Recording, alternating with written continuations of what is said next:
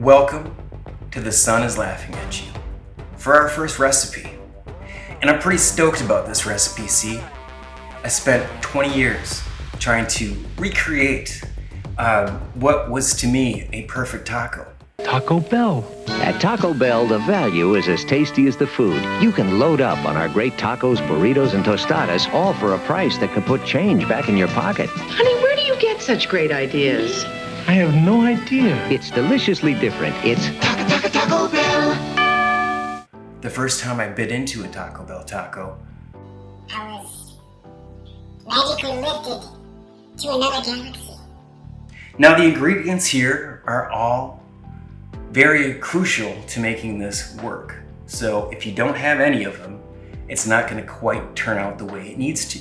So you're going to have to find a couple of things. Well, let's go ahead and start. We're going to dump everything into our pot. The pot that you're going to be cooking with tonight is what we're going to be using. To the pot, I will add 1 pound of ground beef.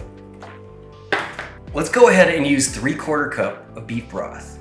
Looks actually like coffee. We are gonna add a heaping tablespoon of onion powder. I do recommend using onion flakes if you have them. Right here I have 2 tablespoons of taco seasoning, and I have used my own, but it really doesn't matter. They're all about the same, and we still need some of that old school taco flavor, and this just makes it easy. One of the important ingredients is a thing called accent. Accent. This is basically a commercial version of MSG. This is a critical piece to your 1986 taco. So I'm gonna add a teaspoon of accent. Also is a tablespoon of chili powder. Now you don't have to be very fancy. Any chili powder would do, but of course the better quality, the better the flavor. I have a tablespoon of tomato paste right here in the flesh. Sazon. Now this is just kind of a magical little packet. You can add this to pretty much anything. It's gonna turn a little orange in color. It's gonna be kind of a neon orange, but this is what we're looking for. We want a packet of this. Sazon. Finally, one of the secret ingredients is a 1/4 cup of buttermilk. Now, I actually just mix milk and vinegar together. So if you're gonna do that, you can just use about a 1/4 cup of milk, but you're still gonna add in maybe like a tablespoon of any sort of vinegar. I used apple cider vinegar. And that's that. We have all of our taco recipe ingredients into a pot. It makes it so easy. Now let's get cooking. All right, so I got my pot over medium-high heat and just giving a good mix here. I'm gonna start right off the bat, bringing out the masher. We're gonna be mashing and stirring and mashing and stirring. No, seriously, you're gonna be mashing and stirring. And when it gets a little dry, you add a little water, okay? You add a little water if you feel that it's getting too dry. And also, don't be afraid to play around with the heat. If it starts bubbling, you want to turn that down. You don't want to burn this. And you could skip to the end of this part because it is just a lot of stirring and mashing. But you will see if you watch in real time, how quickly this process goes. Remember, while we're stirring and smashing, it's cooking. So it's essentially becoming this fine texture. And it cooks quick, so you babysit, you stir, you smash. Put on a record. Put on your favorite band right now while you're making this, because you're gonna want to be listening to awesome music when you're eating one of these tacos.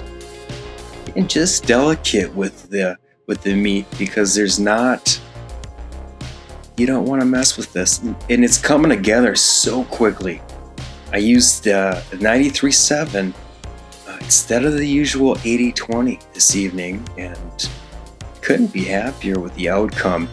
Actually think I will be using 93.7. I don't miss that extra fat. Thought I would. Did not miss it.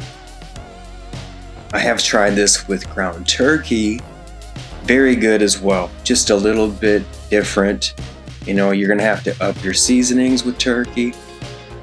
And turkey does, it can burn quicker as well, so you gotta keep an eye on those liquids. So we are just keeping this going. We're babysitting this kettle. It's almost done, but it's about 20-25 minutes. So it is kind of a, you know,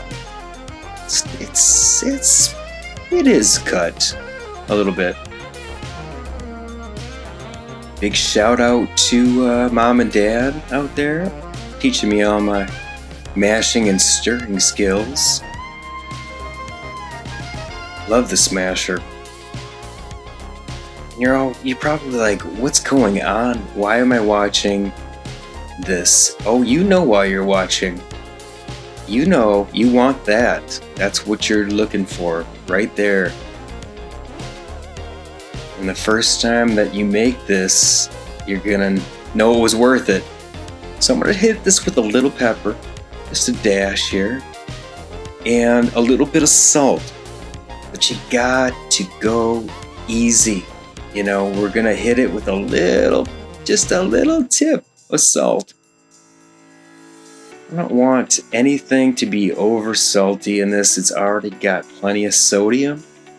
We don't want to kill you, so we can enjoy it as is. You don't even need the salt, but I put a little bit in. That's perfect. Absolutely ready. You got the golden orange liquid gold. It's ready. This is where you want to be. You did it. I'm proud of you. 1986. Taco Bell, or any fast food taco for that matter. Let's go ahead and give it the try. Now, I'm actually going to use this meat tonight for enchiladas, but I just wanted to show you how velvety that this is. Just check this out. It literally just melts into the taco shell. That's exactly what you're looking for. Little cheese. I mean, this is perfection.